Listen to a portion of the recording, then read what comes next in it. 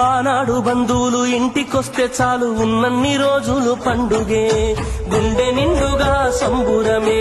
ఆరు బయట నులక మంచంపై పడుకొని కబురులెన్నో చెప్పుకుంటుంటే మనసు నిండుగా సంతోషమే. వాళ్ళు తిరిగి ప్రయాణం అవుతుంటే ఇంకో రోజుంటే బాగుండనిపించి ఎక్కే బస్సు వచ్చి వెళ్ళిపోయేదాకా చెప్పులు దాచిన జ్ఞాపకమే. బరువైన గుండెతో బాధపడేది కన్నీళ్లతోనే సాగనంపేది, బరువైన గుండెతో బాధపడేది కన్నీళ్లతోనే సాగనంపేది. ఆనాటి ప్రేమలు ఏమాయరో, బంధాలు బంధుత్వమెటువాయరా. డబ్బు బంధాలే మిగిలేనురో, మనుషులే దూరమయ్యేనురా.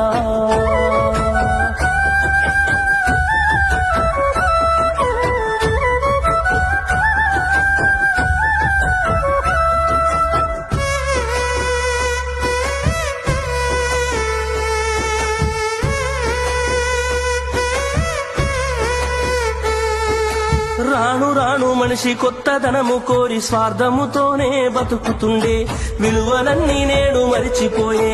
అయిన వాళ్లతో అనుబంధమంటే మొక్కుబడులుగా మారిపోయే, రక్త సంబంధాల ఉనికి మంట గలిసే. ఒకటే ఊరిలో ఉంటున్నా ఏడాదికోసారి కలుసుడాయే, ధనవంతులుగా కొంత మారిపోతే నిరుపేద బంధువుల మరిసిపోయే. డబ్బున్న వాళ్లకు ఒక తీరు మర్యాద, నిరుపేద బంధువులకింకొక మర్యాద. డబ్బున్న వాళ్లకు ఒక తీరు మర్యాద, నిరుపేద బంధువులకింకొక మర్యాద. ఆనాటి ప్రేమలు ఏమాయరో, బంధాలు బంధుత్వమెటువాయరా.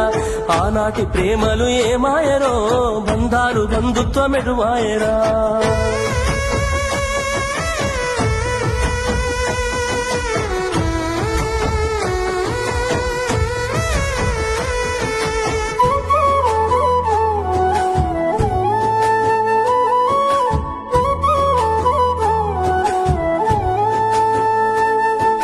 రక్తం పంచుకొని ఒకటే ఇంటిలో జన్మను ఎత్తి కూడా పెరిగిన అన్నదమ్ములైన అక్క చెల్లెళ్ళైన వేడుక ఏదైనా జరిగితే తప్ప కలుసుకోవడం జరగదాయే. మనసారా మాట్లాడుకోరాయే.